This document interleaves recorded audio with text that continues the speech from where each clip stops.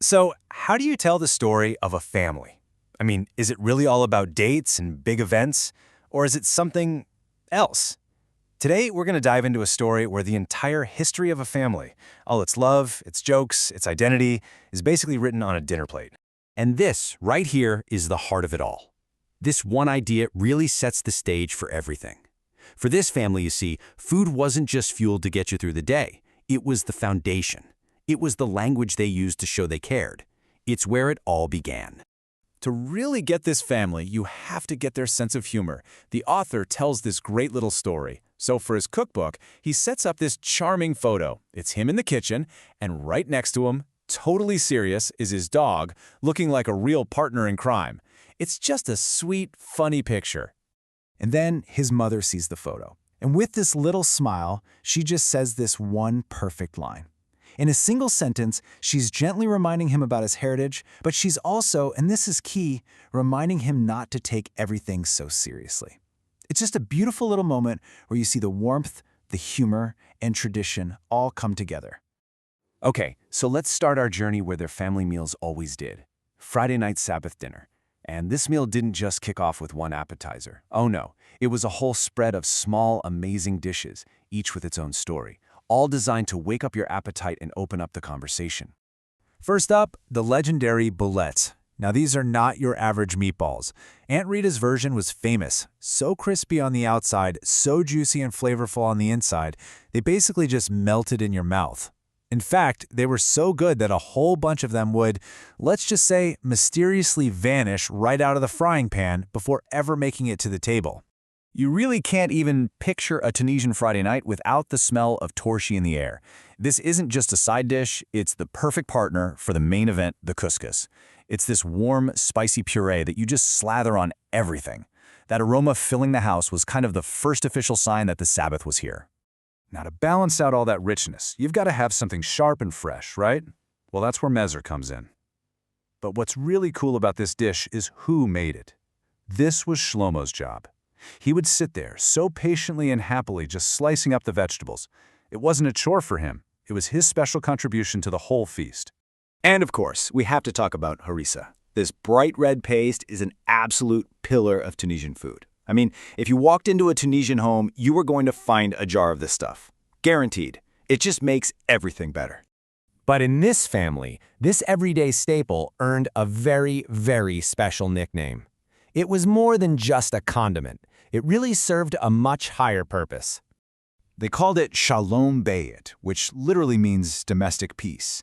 The story goes that when the author was a newlywed, if a dish wasn't quite hitting the mark, a little spoonful of harissa would magically fix it. It was the great equalizer, you know? The secret weapon for a happy meal. And this little family joke just stuck, passed down to the kids, a spoonful of domestic peace to make any dinner perfect. All right, so from those incredible starters, we get to the main event. And these weren't just main courses. They were absolute legends that were at the center of every single family gathering. So the family had two totally different couscous traditions. You had the couscous with meat. That was your Friday night classic. It was hearty, it was welcoming, and it was perfect for feeding a big, happy, hungry crowd. But then you had couscous with fish. That was a completely different animal. It was a specialty from the island of Jerba, fancier, spicier, and usually served on a Tuesday as a special little treat.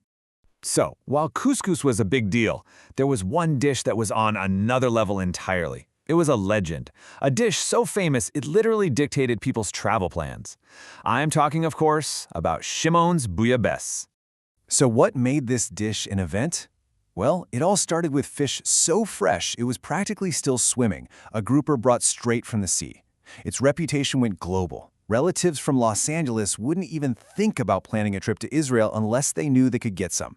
And get this, other family members would literally change their driving routes on a Friday just to be in the area, all for a bowl of this incredible soup. That's how legendary it was. Now, after those huge main courses, you'd think the meal would be winding down. Not a chance.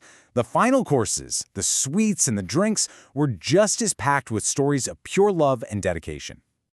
And if you want to know what love looked like in this family, just listen to this story about Aunt Rita. Well into her 80s, she would still bake her famous ka'akim cookies for the entire extended family. And then she'd get on a bus and travel for hours, dragging a suitcase stuffed with cookies in one hand and her walking stick in the other. This wasn't just baking, it was a straight-up act of devotion. So we've tasted the starters, the mains, the desserts, but what happens when time moves on? It's a question every family has to deal with. What happens to all these traditions, and what is it that really sticks around? And here's the tough part, the bittersweet reality. A lot of these amazing dishes, they're just memories now. The traditional lagmi drink from palm sap, or the ritual of eating an egg in a pita after Passover. They've just faded away. Some disappeared because of health trends, others just because, life moves on and generations change. And that brings us to a really big question, one that goes way beyond food. If the dishes themselves are gone, what did we actually lose? And maybe, more importantly for all of us, what's the stuff that actually lasts forever? And here's the beautiful answer. The most important ingredients were never really the ones you could eat. The food might be gone, but the memories, they haven't gone anywhere.